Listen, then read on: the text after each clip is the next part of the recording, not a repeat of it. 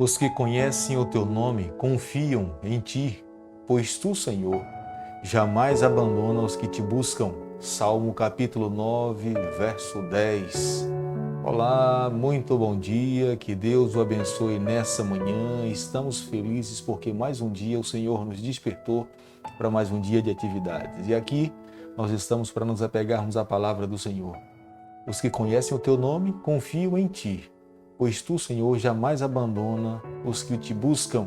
E nós estamos aqui para buscar o Senhor. Portanto, saia nessa manhã confiante na promessa de que Ele jamais irá nos abandonar. Vai estar ao nosso lado, conduzindo a nossa vida, abençoando as nossas atividades e, consequentemente, no final do dia, quando voltarmos para casa, teremos a certeza que Ele esteve ao nosso lado, esteve na nossa companhia e protegeu também os nossos queridos. Estamos começando nessa manhã aqui a carta do apóstolo Paulo aos irmãos ali de Filipos. E convido você nesse momento a abrir a sua Bíblia no capítulo 1, verso 1. Paulo e Timóteo, servos de Cristo Jesus, a todos os santos em Cristo Jesus, inclusive bispos, diáconos que vivem em Filipos. Esta é uma carta singular. É uma carta de um amigo para amigos. É uma carta de um irmão agradecido a todos os irmãos que foram bondosos para com ele. Havia uma alegria o apóstolo Paulo escrever essa carta aqui aos irmãos ali de Filipos. Claramente dá para você perceber quando você abre aqui no primeiro capítulo, o verso 3, ele continua falando assim: dou graças ao meu Deus por tudo que recordo de vós, as boas lembranças, os bons momentos vividos, as palavras de alegria. Acredito que em alguns momentos na casa de alguém à mesa havia uma satisfação por todas as coisas boas que tinham acontecido. Mas aqui, aproveitando o momento em que ele estava preso em Roma, ele então aqui está para escrever aos irmãos de Filipos uma carta de gratidão e uma carta de orientação, orientando os irmãos da igreja ali em Filipos a permanecerem seguros, firmes no Senhor. Até porque o apóstolo Paulo sabia perfeitamente que nós vivemos aqui nesse mundo, mas nós não somos cidadãos dessa terra. E é necessário a cada momento nós pensarmos dessa forma. Nós não podemos nos esquecer. Esse mundo muitas vezes nos seduz, nos envolve e nos leva por caminhos que nós acabamos nos esquecendo, em ações, em atitudes, em palavras, que nós não somos cidadãos dessa terra. Nós somos cidadãos do reino celestial. Portanto, vale a pena você nesse momento também atentar para esse detalhe. Mas logo no capítulo 1, no verso 1, o apóstolo Paulo faz menção a um grupo de líderes que estão ali naquela igreja, que ele sabia perfeitamente que a sua liderança era de grande valor para o crescimento daquela comunidade. Paulo ansiava veementemente ver muito em breve Jesus Cristo voltar a essa terra. Portanto, ele sabia quão importante era a influência daqueles líderes para o desenvolvimento e para o crescimento da igreja. Um bom líder faria perfeitamente a igreja se desenvolver, a igreja crescer, a igreja se voltar para Jesus Cristo, mas um líder que não fosse espiritual, consequentemente, traria muitos prejuízos para aquela comunidade. Veja, capítulo 1, verso 1, a última parte, ele menciona, inclusive, bispos e diáconos que vivem em Filipos. Ele especificamente aqui menciona bispos. Bispos eram subpastores, líderes que viviam naquele período com a responsabilidade de abrir igreja, visitar os irmãos, pregar a palavra de Deus, orientar a comunidade. Eram líderes que tinham uma responsabilidade nas mãos de viajar para um lado, viajar para o outro, e era dessa forma como a igreja apostólica estabeleceu esses líderes. Agora, nós encontramos também uma segunda classe, e falo segunda não dizendo que seja melhor, mas eram diáconos que viviam dentro da igreja e que também tinham uma responsabilidade de servir a igreja local. Eles foram estabelecidos para cuidar do templo, para cuidar das pessoas que estavam dentro da igreja, faziam visitas, cuidavam da necessidade pessoal de muitas pessoas, cuidavam da liturgia dentro da própria igreja, e era um papel daqueles diáconos que foram estabelecidos ali. Nós sabemos perfeitamente que Quando o apóstolo Paulo se dirigia aos líderes da igreja de Filipos, ele sabia que um líder precisava amar os seus liderados. O maior exemplo de amor que nós conhecemos foi a pessoa de Jesus Cristo. Veio aqui a esse mundo e, como servo, serviu a seres que ele mesmo criou e esteve disposto a morrer morte de cruz para nos dar o exemplo de como é que deveria exercermos a nossa influência sobre as outras pessoas. Aqueles que querem ser grandes na liderança precisam seguir o modelo de Jesus Cristo. Era um líder que pensava em não descartar as pessoas. No dicionário de Jesus Cristo não havia pessoas que não fossem dignas de ter uma segunda chance. Há líderes que às vezes podem, nos dias presentes em que vivemos, imaginar que alguém pode ser descartado. E o ser humano é tratado apenas como uma carta de baralho, como uma peça que não precisa ser reciclada. Mas no vocabulário de Jesus Cristo nós podemos ver perfeitamente que Jesus estava disposto a reciclar cada pessoa. Ele não queria perder ninguém. Por mais longe que um ser humano pudesse ir, ele sempre estava disposto a dar uma segunda chance. E podemos ver que essa era a visão bíblica de Jesus a respeito da liderança. Paulo sabia perfeitamente de que um líder tinha uma tremenda influência sobre a igreja. As palavras de um líder trazem um impacto maior sobre os seus liderados.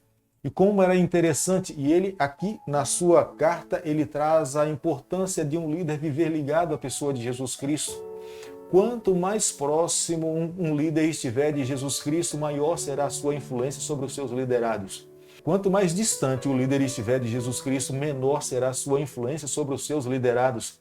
E Paulo vai paulatinamente orientando de uma forma amável e amiga aos irmãos ali de Filipos a viverem essa vida submissa, conectada no Senhor. Jesus mesmo um dia disse aos seus discípulos: sem mim vocês não podem fazer nada. E Paulo aqui agora na sua epístola em Filipos, a sua carta a Filipos, ele está aqui a orientar aqueles irmãos dizendo: vocês precisam estar ligados à pessoa de Jesus Cristo para que vocês possam ter uma maior influência dentro da igreja. O líder precisa ser um líder espiritual.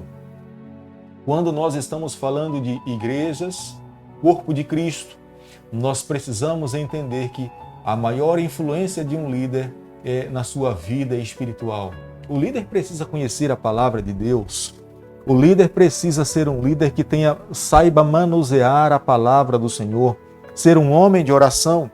E nós podemos ver no capítulo 1, verso 9, ele não se cansava em demonstrar o seu interesse em estar orando pelos irmãos ali da igreja de Filipos. Ele mesmo fala, capítulo 1, verso 9, e também faço esta oração, que o vosso amor aumente mais e mais em pleno conhecimento e toda a percepção.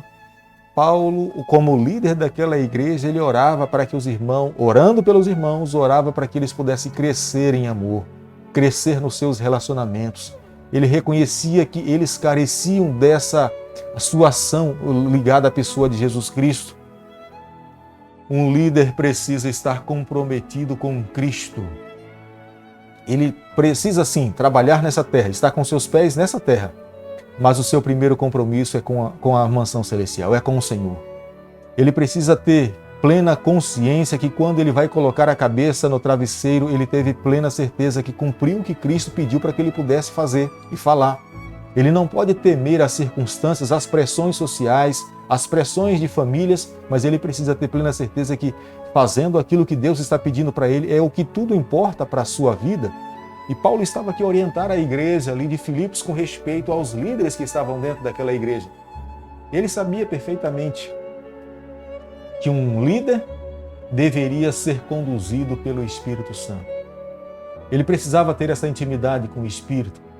Um líder que não tem uma intimidade com o Espírito não é um líder conduzido pelo Senhor. Porque um líder que é conduzido pelo Espírito, ele almeja, ele sonha, ele deseja ver Jesus Cristo voltando nas nuvens dos céus, como o apóstolo Paulo sonhava. O livro de Isaías, capítulo 66, verso 19, fala que esta é a esperança que deve mover o nosso coração. Esta era a paixão que movia a vida do apóstolo Paulo. Ser um líder não é assumir uma posição de destaque, mas uma posição de serviço. O apóstolo Paulo não queria que a religião, o evangelho, a liderança se tornasse um meio de competição para alcançar maiores proeminência entre os líderes daquele período. Na verdade, a pergunta que um dia os irmãos Tiago e João fizeram a Jesus em destaque, que eles queriam, quem é que poderia se assentar à direita, quem é que iria se assentar à esquerda, Jesus responde: quem quiser ser o primeiro entre vós será o vosso servo, tal como foi o Filho do Homem, que não veio para ser servido, mas veio para servir e dar a sua vida em resgate de muitos, como está lá no livro de Mateus, capítulo 20, verso 27 ao verso 28. A cruz do Calvário revela a verdadeira humildade. Nós podemos ver isso perfeitamente na pessoa de Jesus Cristo. E gostaria que nessa manhã você também relembrasse, atentasse para o exemplo de Moisés, quando o povo se envolveu na construção de ídolos. E Moisés se volta para Deus e fala: Senhor, por favor, perdoa o pecado desse povo, senão risca o meu nome no livro da vida. Veja que tamanho compromisso e amor para com os seus liderados, ao ponto de perder a sua salvação, que mais importava para ele, mas ele amava tanto os seus liderados que queria que eles também pudessem ter o direito de viver eternamente. Portanto, irmão, o maior líder não é o mais aclamado, e sim o que mais serve, conforme o que está submisso ao poder do Espírito Santo. O que eu e você nessa manhã devemos fazer é viver como esse exemplo que Jesus Cristo deixou na sua palavra. Se mediante as orientações que o apóstolo Paulo estava trazendo aos irmãos ali da igreja de Filipos. Entendendo perfeitamente de uma coisa: todos nós exercemos o nosso nível de liderança sobre alguém em alguma área da nossa vida. Às vezes dentro da nossa família, às vezes no trabalho, às vezes na escola, às vezes na vizinhança. Mas que a nossa liderança seja uma liderança redentiva. Que nós possamos usar a nossa influência para salvar pessoas. Que Deus nos capacite a cada dia levarmos os seus filhos a se encontrarem com o Senhor como um verdadeiro líder. E eu tenho certeza que se nós fizermos isso, nós estaremos agradando ao Senhor. Por isso que nessa manhã, quero pedir a Deus que ao sair para as suas atividades, aonde você estiver, a influência que você tiver que exercer sobre aqueles que Deus irá permitir que você encontre no decorrer desse dia, que você use a sua influência para conduzir essas pessoas aos pés de Jesus Cristo. Oremos então. Bondoso Deus e Pai, nos toma nas tuas mãos. Muito obrigado porque um dia o Senhor nos chamou. Fica conosco, é o nosso pedido e a nossa oração, e nós fazemos em nome de Jesus. Que Deus te abençoe e te guarde. Que Ele faça resplandecer o seu rosto sobre você. Que Ele tenha misericórdia sobre todos nós e levante a sua face sobre a nossa vida. Nós oramos em nome de Jesus. Amém.